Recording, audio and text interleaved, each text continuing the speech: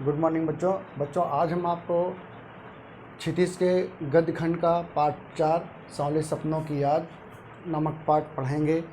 इस पाठ को पढ़ाने के पहले मैं इस पाठ के लेखक के बारे में एक सूक्ष्म जानकारी आपको दे देता हूँ। लेखक का नाम जाबिर हुसैन। इनका जन्म सन 1945 में नौनही राजगीर जो नालंदा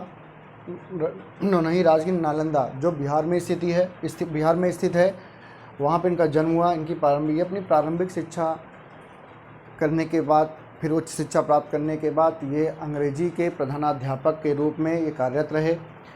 फिर सन 1977 में मुंगेर स्थान से विधानसभा के सदस्य चुने गए और उसके बाद ये 1995 में 1995 विधान परिषद के सभापति रहे। उसके बाद ये हिंदी, अंग्रेजी और उर्दू तीनों भाषाओं पर इनका कमांड था। हिंदी, अंग्रेजी और उर्दू पर ये कई कृतियाँ इन्होंने लिखी हैं और साथ ही साथ इनको अंग्रेजी भाषा के साथ ही साथ हिंदी भाषा का भी इनको पूरा कमांड था। पूरी हिंदी भाषा की पूरा ज्ञान था, बोध था बच्चों। तो इनकी जो हिंदी भाषा में इनके द्वारा लिखित कृतियाँ हैं वो हैं जो आगे है, डोला बीबी का मज़ार, अतीत का चेहरा, एक नदी रेत भरी और एक लौंगा है।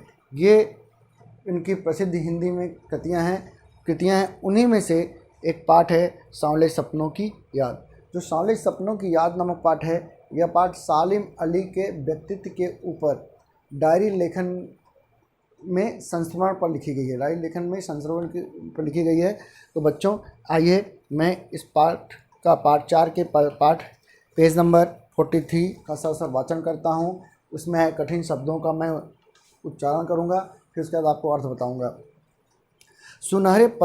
सांवले सपनों की याद। सुनहरे परिंदों के खूबसूरत पंखों पर सवार सांवले सपनों का एक हुजूम मौत की खामोश वादी की तरफ अग्रसर है। कोई रोक टोक सके कहाँ संभव है। इस हुजूम में आगे आगे चल रहे हैं सालिम अली, अपने कंधों पर सैलानियों की तरह अपने अंतहीन सफ़र का बोझ उठाए। लेकिन यह सफ़र पिछले तमाम सफ़रों से भिन्न है। भीड़ भाड़ की ज़िंदगी और तनाव के माहौल से सालिम अली का यह आखिरी पलायन है। अब तो वह उस वन पक्षी की तरह प्रकृति में विलीन हो रहे हैं जो ज़िंदगी का आखिरी गीत गाने के बाद मौत की गोद में जा बसा हो। कोई अपने जिस्म की हरारत और दिल की धड़कन देकर भी उसे लौटाना चाहे तो वह पक्षी अपने सपनों के गीत दोबारा कैसे गा सकेगा। मुझे नहीं लगता कोई इस सोए हुए पक्षी को जगाना चाहेगा। वर्षों पूर्व खुद सालिम अली ने कहा था कि लोग पक्षियों को आदमी की नज़र से देखना चाहते हैं, यह उनकी भूल है। ठीक उसी तरह जैसे जंगलों और पहाड़ों, झरनों और आबाशारों को वो प्रकृति की नज़र से नहीं आदमी की नज़र से देखने को उत्सुक रहते हैं। भला कोई आदमी अपने कानों से पक्षियों की आवाज़ का मधुर संगीत सुनकर अपने भीतर रोमांच का सोता फूटता महसूस कर सकता है। एहसास की ऐसी ही एक उबड़ खाबड़ ज़मीन पर पड़े जन्मे मिथक का नाम सालिम अली है। पता नहीं इतिहास में कब कृष्ण ने वृंदावन में रासलीला रची थी और शोक गोपियों को अपनी शरारतों का निशाना बनाया था। कब माखन भरे भांडे फोड़े थे। बच्चों पेज नंबर 43 के अंतर्गत आए कुछ कठिन शब्दों का मैं सर वाचन करता हूँ। आप उसे ध्यान से सुने और उसका भी आप सर वाचन करें, उसका अभ्यास करें। परिंदे परिंदे, हुजूम हुजूम, अग्रसर अग्रसर, सेनानी सेनानी, पलायन पलायन, दशरथ दशरथ, आबशारों आबशारों, उत्सुक उत्सुक, मिथक मिथक। अब बच्चों इन्हीं शब्दों का मैं आपको अर्थ बता देता हूँ। परिंदे पक्षी, हुजूम भीड़,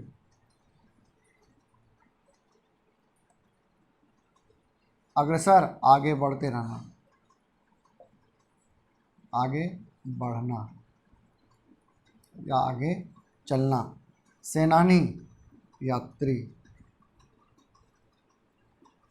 पलायन भाग जाना,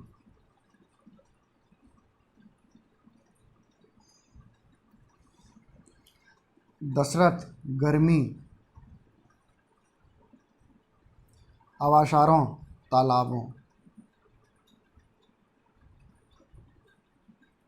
उत्सुक इच्छुक, मिथक, पुराने विश्वास या झूठा।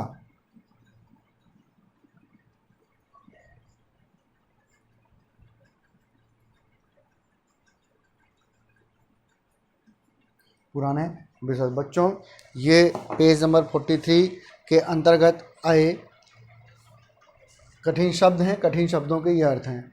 अब इन अर्थों को जानने के बाद आपको पेज नंबर 43 का भावार्थ अच्छी तरह समझ में आ जाएगा और इसके भावार्थ को हम बाद में नेक्स्ट डे बताएंगे, अगले दिन बताएंगे। धन्यवाद बच्चों।